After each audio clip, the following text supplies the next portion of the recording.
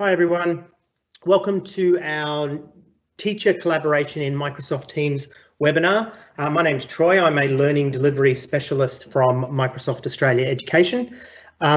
This webinar is different to the other webinars that we've done so far because the other webinars have all been about engaging with students and ways that we can actually use the tools for sort of, remote learning, etc. And this course is a little bit different because it's more about how we can actually work together as a staff, whether we are remote or whether we're back at school, right? So I'm sure that, most of you are doing some sort of hybrid now of, remote access mixed with, being back at school and on your site, etc. And so this webinar really is very much about how you can use Teams to better work together, whether you are remotely or whether you're back at school.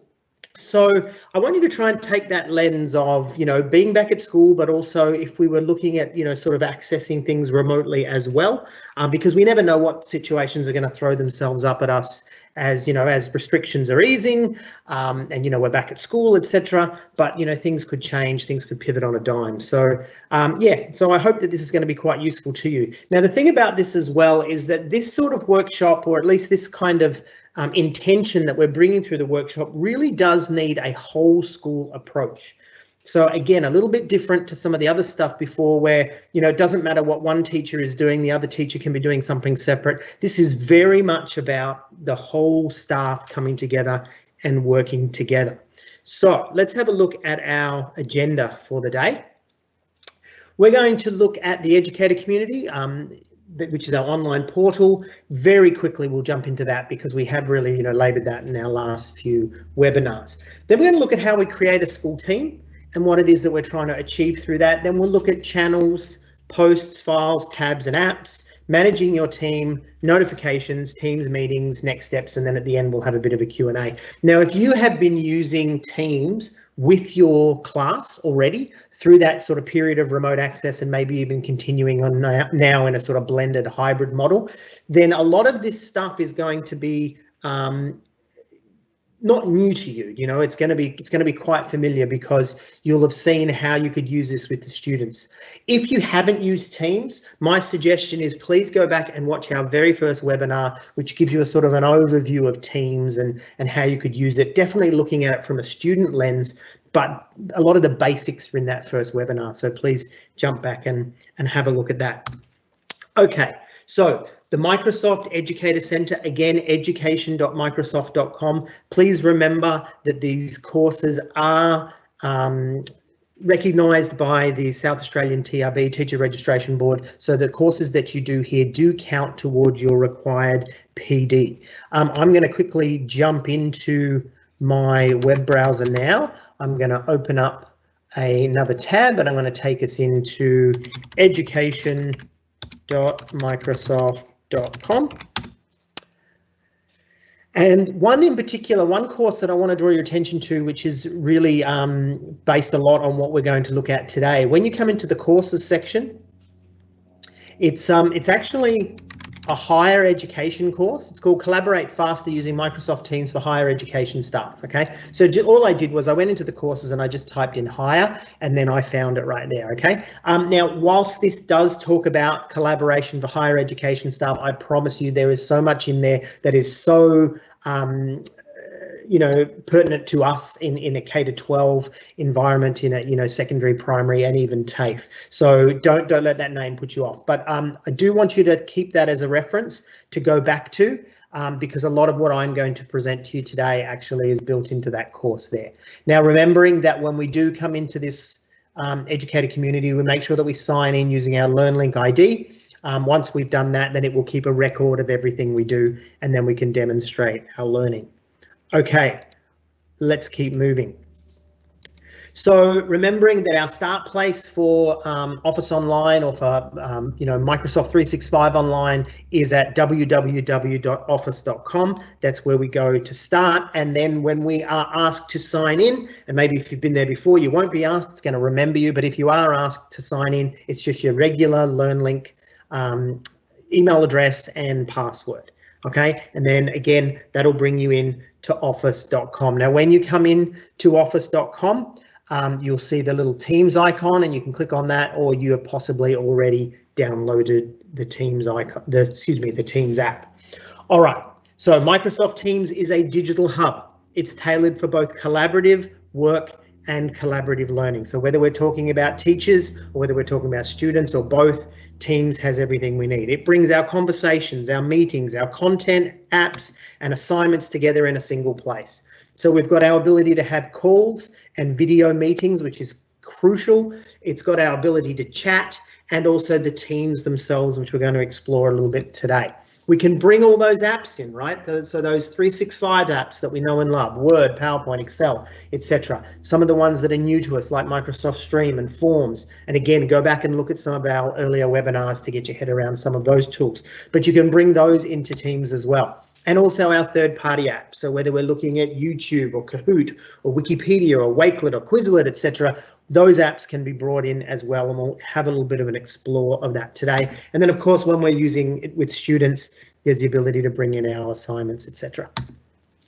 So the thing about Teams is free for us as teachers working for the South Australian Department for Education because it's been paid for. We've got subscriptions, and regardless of what device we use, we're going to be able to have a Teams experience and a common Teams experience. So whether you're on a Windows device, whether you're on a Linux device, or whether you're on your Mac, your Apple device, well, you've got these dedicated apps that you can download, and that's where you're going to have the best experience. But if you're on a tablet or a phone, there are also dedicated apps. So whether you're on an Android tablet, an iPad, whether you're on an iPhone or an Android phone, there are dedicated apps that you can download from the Play Store and the App Store, and you can have your Teams experience. Now, it's going to be different on a phone, of course, than it is on a PC, but obviously the phones and the tablets bring that mobility, which is going to be much better, and that's what we need. So just remember, it's not about using Teams on one device, it's using Teams across all your devices. And that's really important in terms of what we're talking about today and how we can collaborate, because we're going to oftentimes be on the move. So it's really good to be able to have that on your device. So I've got Teams on my iPhone. I use it on a daily basis. But the cool thing about it is I can set my permissions and I can set my quiet hours and I can turn it off after a certain period of time. So I don't want you to see this as, you know, I'm further tied to work. No, you can turn it off. And you can make sure that you're not getting notifications and announcements. I turn mine off at 7 o'clock. You may want to turn yours off at 5. It's completely up to you. And I have it completely off on the weekends as well. Anyway, we've also got the browser app, right? So whether you're using Edge, Chrome, Safari, or even Firefox, you can access it through your browser. And then you can download Teams at aka.ms/getteams. But remembering, if you're looking for it on your tablet or phone, just go into your App Store and your Play Store, type in Microsoft Teams, and it'll come up really easy for you. So I'm going to take you through, I'm going to give you a bit of a demo around the anatomy of a team, but I'm going to do that really quickly because I do want to take you back and I want to sort of do this more at a granular level. So if I was to come into a team, now this is a staff team here that I've built. Just really quickly, I just want to show you, you've got the activity tab here, which is your notifications. Okay, so if you've got notifications, they will actually appear in here, just like on Facebook or Instagram or something like that. I've got the ability to have private chats, which happen in here. I've got all my teams, and you can see these are all the teams that I'm a member of. I've got assignments, of course, for when we're working with students. I've got my calendar, which connects to my Outlook as well, and it records all my activities, etc. I've got the ability to make calls, and I've got my personal OneDrive. Okay, so my personal OneDrive files, which are accessible only to me, but I can access them inside Teams, and then also all my Teams files as well. Okay, now when we are inside a team, we have tabs across the top up here as well, but we're going to explore those in a minute. Okay, now what I want to share with you next is I want to talk about creating a team. Now there are two types of teams that are perfect for your school faculty and staff, okay, and that is the staff team, and also the other team. All right, now it's important to note that the staff team, okay, should only be created if you want a staff notebook inside OneNote, okay, and that's going to create private sections. Otherwise, it's recommended that you create an other team, okay. So again, even though it's a little bit counterintuitive, I'm saying only create a staff team to work with staff if you want the notebook, the staff notebook. If you don't want the staff notebook or you don't know what that is, go ahead and just create another. And in fact, most of us will be creating over here. Okay, so the other's just a little bit more flexible in the way that we can use it with OneNote. So collaboration is an excellent way that Microsoft Teams can save your faculty or your staff time and effort. And everything that's needed for their academic departments, whether we're in a secondary or a primary school, to work together is there in that one environment. So we can have 5,000 members in each team. Right now, I'm sure that your school is not that big, but there you go. If it does get huge, no worries. Everything is possible inside Teams. You can communicate. Okay, so we've got the conversations, the chats, the online meetings, the calls, the web conferencing, etc. You can work collaboratively in a OneNote notebook, Office 365 apps like Word, Excel, PowerPoint, etc. And then you can customize your workspace with Microsoft and third-party apps, which is what we looked at before, and we're going to look at again a little bit later. So when we create our Anyone team, my suggestion is the first thing that we want to do is we want to create an all staff team. So this is a place for all staff to communicate and collaborate. Remember, the students are not a part of this, but this is everybody in the school, all the staff, okay? From groundskeepers to principals to teachers to learning support officers and aides, etc. This is all staff. And it provides a location for secure file storage and sharing. And when I say secure, I mean private and secure. And it also gives us channels to focus on for different domains of interest, and we'll explore that a little bit in a moment. The second kind of team we're probably going to build would be a leadership team. And this is going to provide a central place for all leadership to communicate and collaborate. It's going to provide a location for sensitive file storage and sharing, okay? So it's just as secure, but we're keeping it away from all staff. And then we've got private channels to ensure confidentiality for specific topics. Now, for a primary school only, the next kind of team we're going to have is class teams, which we explored in our first webinar, but it's a central place for teaching and learning, a location for curriculum resources, learning engagements, assessments. It supports distance online delivery of curriculum and capture of learning assets, etc. That is what a primary school team structure is probably going to look like. But for a secondary environment, you are also going to have, as and I'm sorry, I haven't got a slide to demonstrate, but you're also going to have dedicated faculty teams. And what I mean by that is you're going to have, you know, like a maths faculty team, an English faculty team, science, etc. And it could get quite granular. Whereas in a primary school, the staff are really going to have just two main kinds of staff team, the staff and the leadership team. The secondary is going to have a lot more of those faculty teams, all right? You're going to have maths teams and English teams and all that kind of stuff. I hope that makes sense to you.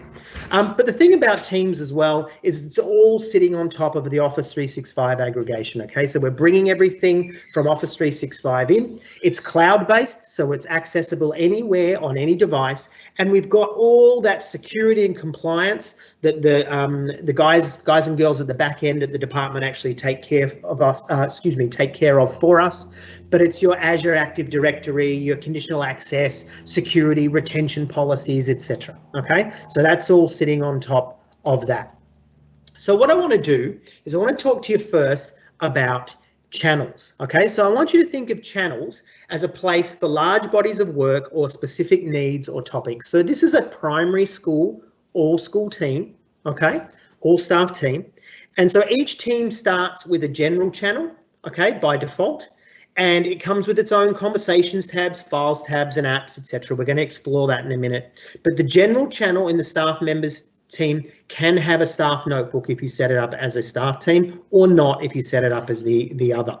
Now, working with channels, you can easily add and create more channels to your team as needed. You can click on the ellipses next to the team name and select Add Channel. Now, I'll demo this for you in a moment, but you'll need to name your new channels, and that your additional channels automatically come with conversations tabs, file tabs, etc. But we'll jump in and have a look at that in a moment as well. Now, a channel is a great way to keep your work separate from other departments. So you can see here in our primary school, we've got facilities and grounds, we've got the consultative committee, we've got the union, we've got specialist team channel, and we've got our year level teams as well. Now, I'm going to jump into my team over here because I want to show you what that looks like over here. Now, you can see here that I've set this team up as a primary school team. Secondary is not going to probably have year levels and probably wouldn't have these professional learning teams either.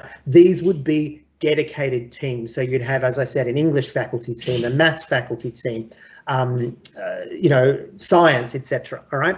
So remembering that we're looking here at a primary one. Now, the thing is, I want you to look here and again through the primary lens. If I was coming to the year 6 team channel, okay, you can see here that I've got posts, okay, so this is where we can actually talk. I've got files, this is where we store the files, and then I've got these links as well to our LMS and to curriculum documents and all that kind of stuff as well. Now, not everyone is going to find all these channels relevant to them. So what you can do is, rather than be overwhelmed by all these channels, you can actually hide the channels that aren't relevant to you. So hovering over these little ellipses here, these 3 little dots, I click on that and then I can hide that channel. And look what happens when I click on hide. Well, give it a moment and it will actually vanish. There it goes, it's vanished from the list. But now I have a group of hidden channels down here. So channels that aren't relevant to me, I can hide, and channels that are relevant to me, I can show. All right, now I can still jump back into those channels. I'm not locked out of those channels. It just means I'm not overwhelmed by all these channels. So for example, if I was a grade 6 teacher, I may not be interested in having, I may want to see year 5 because we work together a lot, but I'm not going to want to see 4, 3, 2, and 1, so I can hide all those channels. All right, so the list of channels is going to grow. Right, and we don't want to be overwhelmed by these, so we just need to make sure that we can hide them. But you can see what's going on here. Like the library have their own channel here. Okay, so the library staff have got their own conversations, etc., and their files, and they've even got a bookings tab up here. But if I was a grade 6 teacher who wanted to talk to people in the library, I could actually go in here and start chatting with them, or I could see what they're up to, etc. All right, so that's channels. Now, the thing about when we set up our channels and when we're thinking about our team, my suggestion is think about the channels that you want, but also come up with the purpose. Okay, so I've got you a list here, and this is what we did when we were building this team. We thought, what is it that we want these channels to actually achieve? And if you're looking at those and thinking, actually, why do we need this channel, then chances are you don't need the channel, all right, if there's no purpose for that channel. So you don't want to overwhelm people with too many channels. But remember that they can hide them. Okay, now when we look at our leadership, okay, our leadership team, well, you can see that the leadership team there has got a different experience again. So I'm just going to jump back into my team here. So again, here's my whole staff team, and if I jump back in here, I want to show you the leadership. So leadership is different again. So this is another team, and not every member of the school staff is going to be a member of the leadership team. Okay, but you can see here they've got facilities, finance, HR, and these kinds of things. All right, so you'd probably find your principal, your assistant principal, maybe some of your middle leaders, your receptionists, your principal's assistants, and those kinds of things as well. So that's what it looks like as a, let me come back here and show you again. So this is what it looks like again as a whole staff team, and this is what it looks like for our leadership team. Okay, now what does it look like for the principal? Well, when the principal comes in and looks at her teams, I want to show you what she's done here. She's actually hidden most of the channels that, well, all of the channels that are relevant to her, but actually it's more than half the channels she's actually hidden. So when she comes in to look at her teams, she's only going to see the channels that are relevant to her. That's what it looks like for her as all staff. When she comes into the leadership, it's a different scenario, right? She needs to see all the channels because this is really her domain. And then when it comes to classes, she's not a member of any of those, right? Because that's actually the domain of the teachers and etc.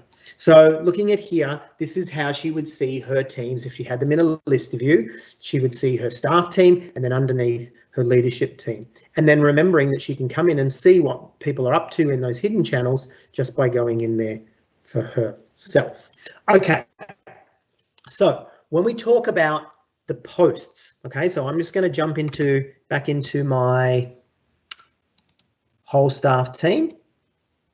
And I'm going to jump back into grade 6 because I know we've actually built that out so you can see. So this is where we're having those conversations. Now, those of you that are using the conversations with your students, and you've been using this for a couple of weeks probably, you know that it's a really good way to stay in touch. And it's that sort of social media style collaboration and communication, but we're bringing it into a school environment.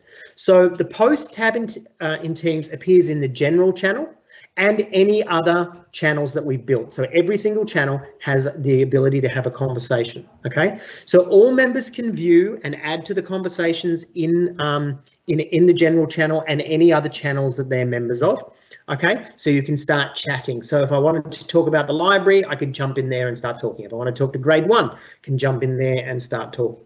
So if any member wants to begin a conversation in a channel designated for their grade level group, so here we are in grade 6, rather than sending emails to multiple people, receiving multiple responses and worrying about whether all the necessary people were included when we were building that, that email, the member simply begins a conversation in the channel where the work is occurring. Okay, so here I am, I'm part of the grade 6 team. I know that this is where, you know, we're all going to talk to each other. So everyone who should see it and weigh in on it, on all the important decisions, has visibility and the ability to contribute. Okay, so it's going to reduce your need for email. Okay, so down here you can see in the chat area, I have the ability to, you know, format my text. I can add files to the post and my conversation. I've got the ability to have some emojis and stickers. We could have a video chat happening right there inside as well, and I can set announcements. But please go back and look at our first webinar all about using Teams to get your head around a little bit around this. But you can see here that what's happened is the conversation has, oh, we just need to reduce that. The conversation has happened here. So here we have the teacher talking to the aide, okay, and he's talking about a student in particular, because this is very, you know, private. If we wanted to make it even more private, we could go into the chat area.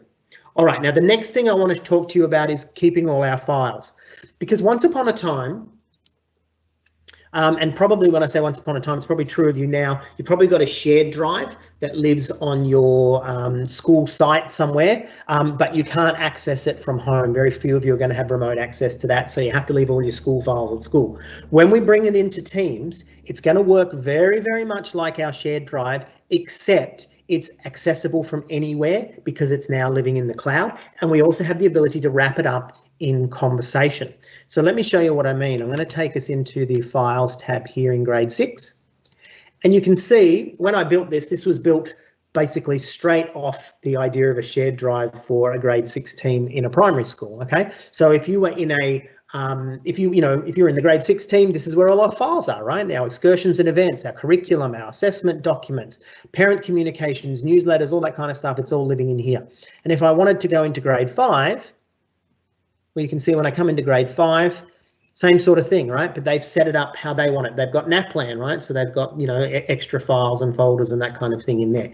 Now, when I'm inside here though, let me come back into grade 6. It's really easy to manage. Okay, I can create new folders and inside folders and subdirectories, etc. But I can start Word documents and Excel spreadsheets and PowerPoint and all that kind of stuff. It can all happen in here.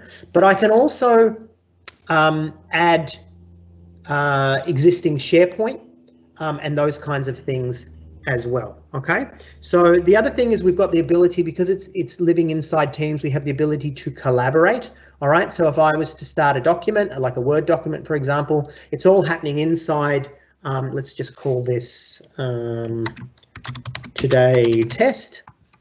All right, but because it's inside Teams, we've got the whole Word, you know, Word Online or PowerPoint or whatever it is that we're using, and everybody has access to those documents. We don't need to be sharing them. And look at this, when I close it down, there it is, it's living here, and I can grab that and move that to where I want it to be. And if I was in my posts and I was to add a document, then it will automatically, there'll be a link to it here in the chat, but it will automatically live inside there as well. So that's my files tab. All right. So the idea is it's very much like your shared document, except now it's cloud-based. We can access it from anywhere in the world as long as we have the internet, but it's wrapped in that chat. Okay. So we can talk about our files. We can collaborate on our files. No more, read-only access because, someone else has got it open. It's all there available to us. All right. So that's the files tab. Now, the other thing we can do is we can add tabs. All right, so when I come back into this, I'm going to click on this little plus up here and look what I can do. I can add all my Microsoft tabs. Okay, so Forms, Excel, PowerPoint, Stream, etc. I can also add anything that's got a website portal. I can add that as well. So you can see what's happened here. This school has actually got their LMS, right, which is Compass. Okay, so they've actually got their Compass LMS that's, and all their grade 6 documents are there.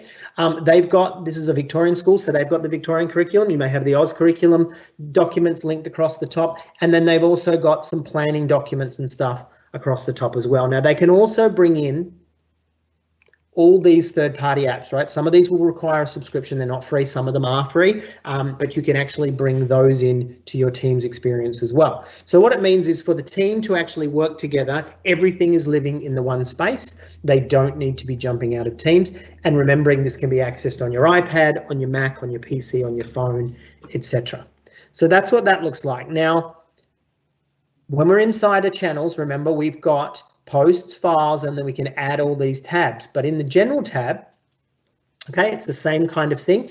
If we created a staff team, then our staff notebook would live up there as well.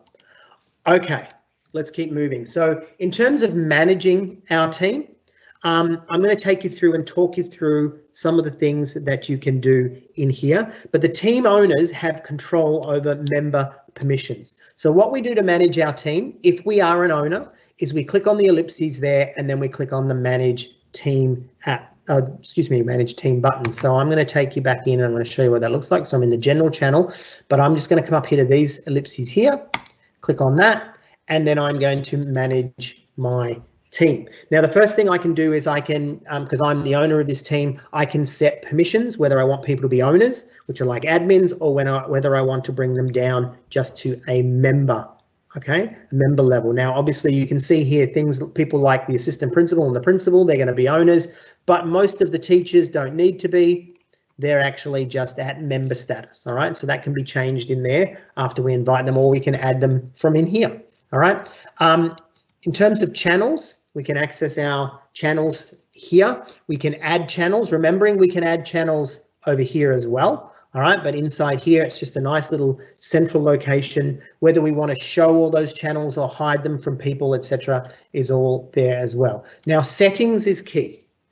This is where we can change our team picture. All right, so you can see I've made this one here. You can upload your own or use some of the ones we've provided for you. But when we get into member permissions, this is where it's key. I'm just going to bring this down so you can sort of see those while I talk about them. So member permissions are easy to change or amend at any time by checking or unchecking the box next to each permission. So I, as the owner, I have the ability to make these changes to benefit a smoothly running team. So to change, so any of the boxes can be checked or unchecked to allow or restrict members from creating and updating channels, deleting or restoring channels, adding or removing apps, creating, updating or removing tabs, etc. Okay, now it's the same kind of thing that you do when you're working with students, but when you're setting up a staff team, you don't want to give everybody access to everything, or I promise you it's going to get messy really, really quickly. Okay, so in the general channel, I want to make sure that in this space, I want to make sure that I don't want my team in here to be the staff to be able to create or update channels. I don't want them to be able to restore channels, etc. Now, again, those of you that have done this with your students already, this is not going to be anything new to you. All right, so go in there and have a bit of a play. All right. The next thing I want to talk to you about is your notifications, and this is actually true of your students as well, because if you don't set your notifications, then you are going to be bombarded by emails and announcements and everything, and that unnecessary noise becomes a distraction and it becomes white noise and people stop paying attention. So I want to share with you how to set your notifications. All right, and this needs to be spelled out to your staff as well. So if I come up here to my little name up here, all right, see my little initials, I click on that, and then I come down here to settings. Now I want to point out, this is where you can change your theme, all right, white, dark, high contrast if you have trouble with visual impairment, etc. Whether you want to be a grid or a list. You can also change your language. I do suggest that you change that to Australia. Okay, change it to Australian English, because that way when it speaks to you, immersive reader and things like that, it'll come through with an Aussie accent and spelling, etc. But here we are over in notifications. Okay, now you can see here the notifications, there's quite a few different levels. Now we have, actually I'll show it to you this way. First thing that we have is only show in feed. All right, so what that means is you'll get a little notification over here in your activity tab, and that's all you'll get. All right, that's the only notification you'll get. You can have banners. Banners are, you can see my mouse over here, banners are where a little banner flies out, gives you an announcement and then vanishes again. And then you can also get an email. Now, my suggestion to you is don't set these for emails, because that means every time someone's doing something, you're going to get an email. And at the end of the day, you're going to have an email box full of emails. It's going to be really, really horrible. My advice to you is bring these down to the absolute minimum, whether that's only show in feed or whether that's banner, but certainly I would be turning the emails off, okay? One I do want to draw your attention to though is down here, missed activity emails. If you get, as soon as possible, you will get bombarded with an email every time someone does something in Teams. That's going to kill you. And it's also, you know, people will stop listening to Teams, trust me. Even the 10 minutes and once every hour is too much. So my suggestion to you is turn it off. Or if you feel like you do want to get announcements from time to time, maybe set it once a day to get those announcements. All right. So this is for you to go through, have a look at them and set it yourself. Okay. It's a very personal thing. Some people are going to want lots of announcements. Some people are going to want very few. But trust me, after a little while, if you get bombarded by emails, it's going to annoy you. All right. So that's my suggestion. So again, how did I do that? I clicked on my name up here, my initials. I came here to settings, and then I came across here to notifications. All right, so go in and have a bit of a play with that. And remember, you may want to change your notifications after a few weeks, after a few days, etc. But Teams can be noisy, so turn those down. All right, next thing I want to talk to you about is your Teams meetings. Okay, so 250 staff can have the video on and be meeting together, whether you're at home, whether you're on site, etc. You can have 250 people on at the same time, just like you do with the kids. Okay, you have 9 people. It's not 2 by 2 anymore, it's 3 by 3 on the screen, and the most recent person will come into view. You've got everybody else sitting down the bottom here, and you can pin people. Please go back and have a look at our first webinar about using video. Same applies to staff. Okay, so it's a really good way for us to meet and communicate, whether you're a multiple campus school or whether people are working from home. Okay, you can schedule your meetings. You can also call impromptu meetings. Okay, you have the ability to mute and change the status of participants. You can record your meetings as well. Now, when you record your meetings, it's going to be just like when we do with students. It's going to be dropped into the Teams channel. Okay, it's going to be automatically recorded into Stream, but a link in the Teams channel. There's automatic closed captions, there's a searchable transcript and all that kind of stuff as well. My suggestion to you is start to use some of this, especially in a mobile capacity, right? Once upon a time, if someone wasn't there at school that day, they didn't get to the meeting. Instead, what you can do now is someone can turn their device on and that meeting could be recorded for the people that missed out on the meeting, or people can dial in to that meeting even though they're not actually at school. Okay, my dream is that one day those, you know, Monday afternoon school staff meetings where the principal or the vice principal stands up and talks to us for 45 minutes. Imagine if we could actually listen to those from our mobile phone through our Bluetooth in the car on the way home, and still getting everything that we got when we were sitting in the room, but now we actually, you know, we can multitask. That's just, you know, I dare to dream. All right, so that's that. So next steps before we go into Q&A. Microsoft Educator Center, remember that course, look for the higher ed course. It's got some great references and bits and pieces from this webinar today. Please also jump into support.office.com/teams. That's support.office.com/teams, and everything that you need, all the documentation that you need for Teams is here. You can ask your question or you can browse by subcategory. Okay. Also, if you want to grab the recordings for today, but also recordings for the other webinars that we've run already, I've now created a YouTube channel and you can access it aka.ms/TroyYT. But I will ask Cindy to come off mute and maybe tell us, Cindy, how could people find them internally on the department's channels? How would they find these recordings? Hey Troy, I have just published the link in the Q&A. But what they can do as well is go to edit and go to Microsoft Remote Teaching Webinars. Okay, great. So edit Microsoft Remote Teaching Webinars. Very good. Okay, couple of links before we jump into Q&A. Remember our Microsoft Remote Learning website. It's not just about remote learning. It's also about that hybrid blended model, which a lot of us are doing now, aka.ms/Microsoft Remote Learning. Find us on Twitter as well, MSAU-EDU. And then also, if you're looking for support documentations, please support.microsoft.com/education. You can also get the MEC newsletter, which is our Microsoft Educator Center newsletter, aka.ms/MEC newsletter. You can sign up for that. I think it comes once a month or once a fortnight. And then also I invite you to find me on social media as well. You can find me on Twitter.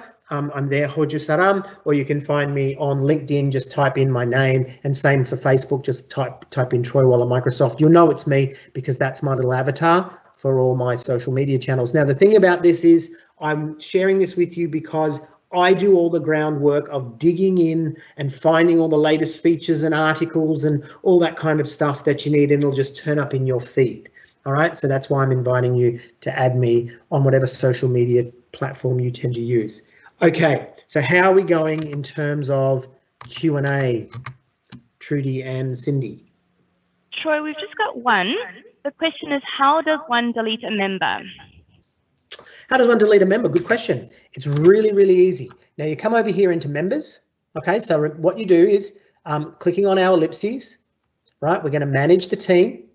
Then when we click on manage the team, we come over here and we click on members. Now all we have to do is we can search for the members or we can find them. But if I wanted to search for someone, so let's say I was looking for John. Okay, there he is. You can see that over here. Oh, I'm sorry. For some reason, it's not giving me the ability to remove John. But usually there's a little X over here and I can click on that and that will remove him from the team. All right, but that's how you do it. I think you have to downgrade him first, Troy. I think he should be a member first. So I bring him down to a member level.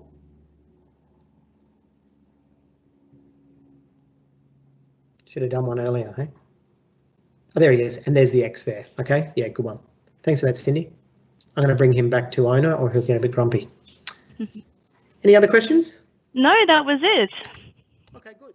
All right. Well, again, please remember, find me on social media if you want, and also use this the recording as a reference to set up your own teams. Cindy, is there anywhere that they could reach out internally to get some advice around team structures, etc.? Yeah, absolutely. If they go into edit, they can log a request and they can ask specifically to be referred to business engagement, or they can just send through their general inquiry and my team should get a copy of that and we'll reach out to them. Okay, really good. All right. Well, that's it. Thanks very much, guys. And we look forward to seeing you again at our next webinar.